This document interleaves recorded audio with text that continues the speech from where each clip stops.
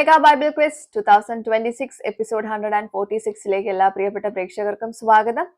Bible portion പറയാം. സങ്കീർത്തനങ്ങൾ 103 മുതൽ 106 വരെ, 1 കൊരിന്ത്യർ 13 അധ്യായം. ഇതിൽ നിന്നാണ് ക്വസ്റ്റ്യൻസ് ചോദിക്കുന്നത് കേട്ടോ. ഓൾറെഡി എല്ലാവരും പഠിച്ച് മനസ്സിലാക്കിയിട്ടിരിക്കുമായിരിക്കും കരുതുന്നു. ക്വസ്റ്റ്യനിലേക്ക് പോകുന്നു.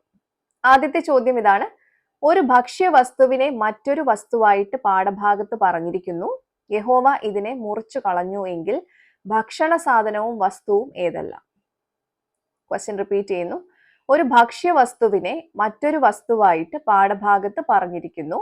യഹോവ ഇതിനെ മുറിച്ചു കളഞ്ഞു എങ്കിൽ ഭക്ഷണ സാധനവും വസ്തുവും ഏതെല്ലാം? രണ്ടാമത്തെ ക്വസ്റ്റ്യൻ: സമുദ്രത്തിൽ കാണുന്നതും വസ്ത്രം എന്നർത്ഥം വരുന്ന ഒരു പദവും ചേർന്ന ഒരു വാക്ക്. ക്വസ്റ്റ്യൻ റിപ്പീറ്റ് ചെയ്യാം.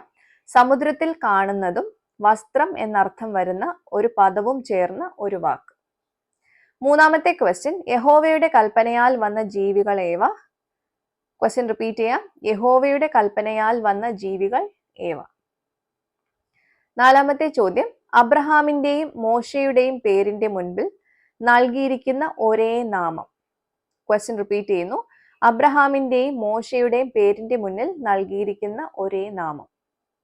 അഞ്ചാമത്തെ ക്വസ്റ്റ്യൻ: വിശന്നിരിക്കുന്നവർക്ക് സൗജന്യമായി ഭക്ഷണം നൽകുന്നതിന് പാഠഭാഗത്ത് പറഞ്ഞിരിക്കുന്ന ഒരു പദം ബൈബിളിൽ ഒരു പ്രാവശ്യം മാത്രമേ പറഞ്ഞിട്ടുള്ളൂ, ഏത്? ക്വസ്റ്റ്യൻ റിപ്പീറ്റ് ചെയ്യുന്നു. വിശന്നിരിക്കുന്നവർക്ക് സൗജന്യമായി ഭക്ഷണം നൽകുന്നതിന് പാഠഭാഗത്ത് പറഞ്ഞിരിക്കുന്ന ഒരു പദം ബൈബിളിൽ ഒരു പ്രാവശ്യം മാത്രമേ പറഞ്ഞിട്ടുള്ളൂ, ഏത്? അപ്പൊ ഇതാണ് 5 ക്വസ്റ്റ്യൻസ് കേട്ടോ. ഈസി ക്വസ്റ്റ്യൻസ് ആയിരുന്നു എന്നറിയാം. അപ്പൊ നിങ്ങൾ ചെയ്യേണ്ടത് താഴെ കാണുന്ന വാട്സ്ആപ്പ് നമ്പറിലേക്ക് നിങ്ങളുടെ ആൻസേഴ്സും അതിന്റെ റെഫറൻസും കൂടെ ചേർത്ത് അയക്കുക.